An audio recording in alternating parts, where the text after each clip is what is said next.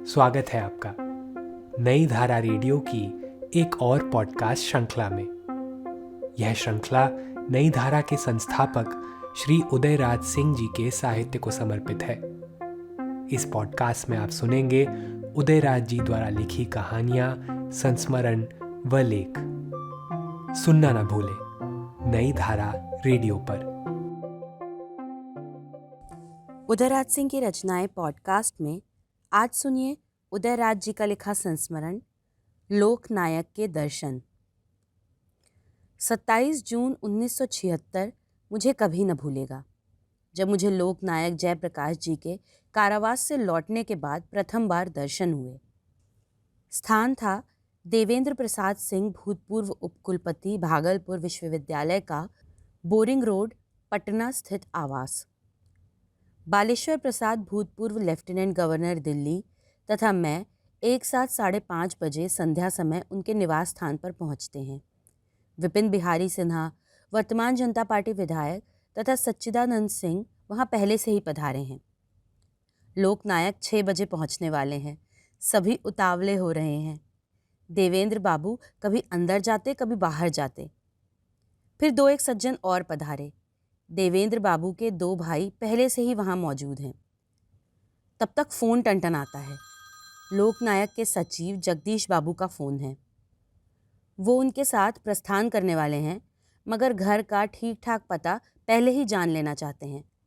वो पहले हवाई अड्डे की ओर टहलने जाएंगे, फिर वहीं से यहाँ पधारेंगे। फोन से सारा प्रोग्राम जान लेने के बाद उत्सुकता और बढ़ जाती है। देवेंद्र बाबू के सुंदर और सादे ड्राइंग रूम की उपलब्धियां क्यूरोज नहीं, कुछ एक सुंदर पुस्तकें हैं।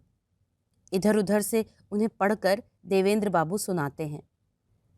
फिर एकाएक कह उठते हैं, आप लोग पहले अंदर चलकर चाय पी लें, नहीं तो लोकनायक के आने के बाद मैं उन्हीं की आवभगत में लग जाऊंगा।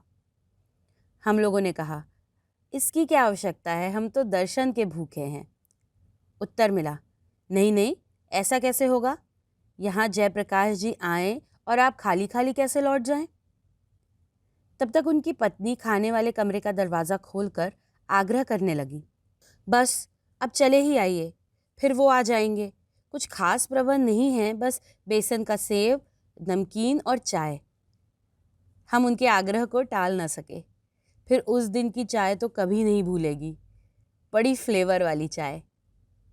हम चाय तो पी रहे हैं, मगर कान उधर रास्ते पर उनकी मोटर के हॉर्न पर लगे हुए हैं। कितनी गाड़ियां निकली, गुर्राती, हनहनाती हुई, मगर वो नहीं आए। हम फिर ड्राइंग रूम में आकर बैठ जाते हैं। सभी दरवाजे बंद हो जाते हैं। सिर्फ पंखे की घरघराहट सुनाई पड़ रही है कि सड़क पर कुछ रुकने का भास होता है।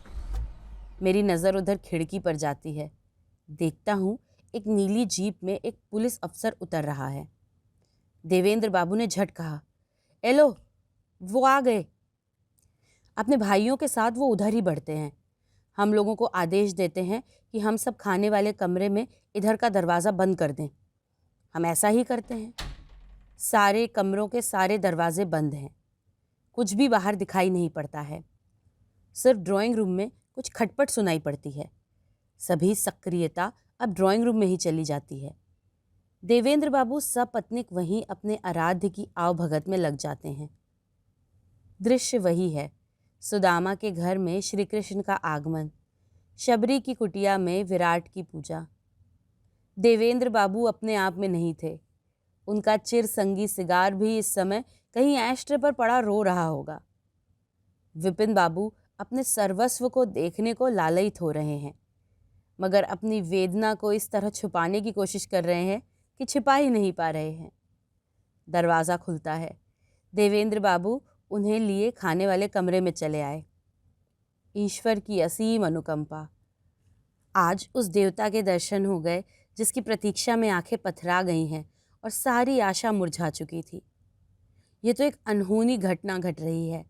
राम का अवध में प्रवेश, पांडवों का हस्तिनापुर में आगमन, कारा की कठिन यातना को सहकर तपे हुए सोने की तरह निखरना। आंखें उन्हीं पर टंगी रहीं, सिर से नख तक उन्हें ही निहारती रहीं। कुशल से तो वो हैं, कहीं कोई कमी तो नहीं आ गई है?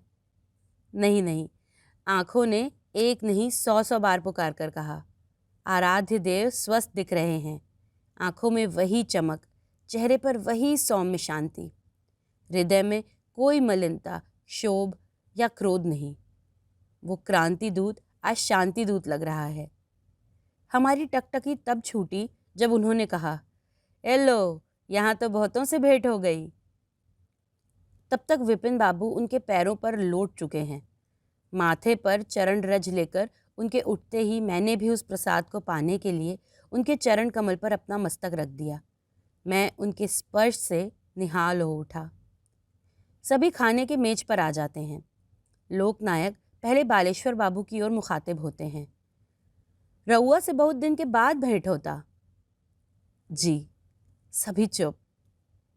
अच्छा कैली, सरकार के काम से इस्तीफा दे दैली। ई सरकार वर्थ सर्विंग नहीं खे। जी। फिर बालेश्वर बाबू ने अपनी कहानी शुरू की। उन्होंने सारा किस्सा सुनाया कि उन्हें किन परिस्थितियों में लेफ्टिनेंट गवर्नरी से इस्तीफा देना पड़ा।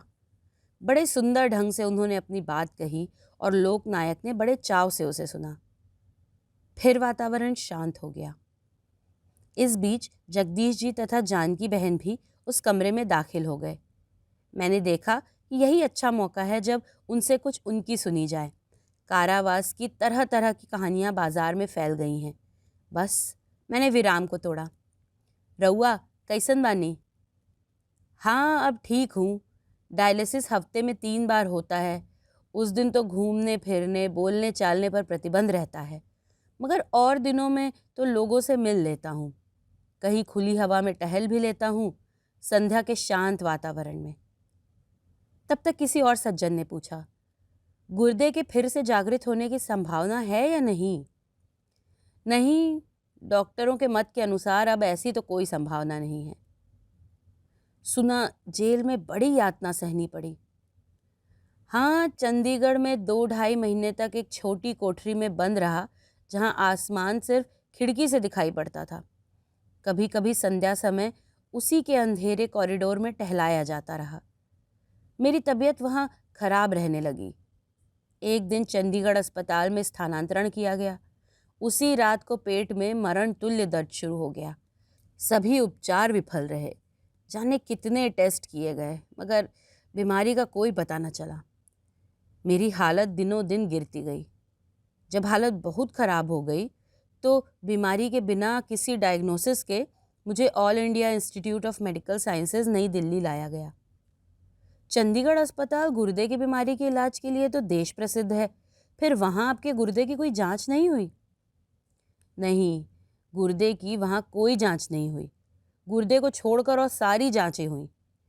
दिल्ली में भी जब मेरी हालत नहीं सुधरी तो मुझसे पूछा गया कि मैं कहाँ जाना चाहूँगा।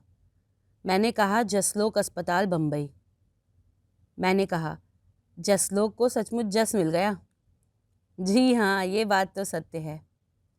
सुना आप उसके ट्रस्टी? नहीं, मैं उसका पेट्रन हूँ। ये जसलोक अस्पताल किसका बनाया है? हमें ये जानने की बड़ी उत्सुकता थी। लोकनायक ने मुस्कुराकर कहा, सेठ लोकोमल, एक सिंधी सेठ का बनवाया हुआ है। सेठ जी ने पश्चिमी अफ्रीका में इफरात धन उपार्जन किया। जीवन के अंतिम दिनों में वे बम्बई आए और मुझसे संपर्क स्थापित किया। वे सत्कार्य में पैसे लगाने को उत्सुक थे। मेरी सिफारिश पर बिहार रिलीफ कमेटी तथा अनुग्रह नारायण सिन्हा इंस्टीट्यूट में उन्होंने दान दिया। फिर भी पैसे उनके पास सत्कार्य में लगाने के लिए बच गए। मुझसे राय ली तो मैंने एक सर्वश्रेष्ठ अस्पताल खोलकर जनता की सेवा करने की उन्हें राय दी, और यूं इस अस्पताल का जन्म हुआ। इसी बीच देवेंद्र बाबू की पत्नी ने कॉफ़ी सर्व किया तो उन्होंने कहा, मुझे न दें, फ्लूइड पीना ज़्यादा मना है, और लोग ले लें। सभी चुप रहे। कुछ अच्छा न लगा कि सब लोग कॉफ़ी पिएं और वो यूं ही रहें। सच्चेदा बाबू ने एक अच्छा सुझाव दिया, सिप करने को 2 चम्मच दे दें। सबों ने इस सुझाव में सहमति जाहिर की। काफ़ी समय गुजर चुका है। मैंने विपिन बाबू से कहा कि अपनी बातें भी कर लें। विपिन बाबू उनके समीप जाते हैं। बातें शुरू होती हैं। फिर बातों के सिलसिले में ही लोकनायक ने कहा, मैं इस समय किसी भी तरह आंदोलन को गाइड नहीं कर सकता। नैतिक दृष्टि से ये गलत बात होगी। मैं तो दवा के लिए रिहा हुआ हूँ। हाँ, कोई भी मुझसे देश के मसले पर राय मशवरा ले सकता है। वे चुप हो गए। अपनी महानता से एक बार फिर उन्होंने हमें पामाल कर दिया। रात्रि के भोजन का समय हो रहा है, अब चला जाए। हम लोग खड़े हो गए। लोकनायक भी अपनी छड़ी संभालते हुए खड़े हुए और हमारा अभिवादन स्वीकार कर बाहर की ओर बढ़े। बाहर सशस्त्र पुलिस और उसके अफसर खड़े हैं। उनकी जीपें तथा ट्रक उस गली को घेरे खड़ी है। लोकनायक की गाड़ी निकलते ही वे भी गुर्राती उनकी गाड़ी के आगे पीछे भागने लगी। हम दर्शनार्थी अंदर खाने के कमरे में बंद बैठे हैं। बाहर कोई देख न ले, भीड़ भाड़ छंट जाने दो।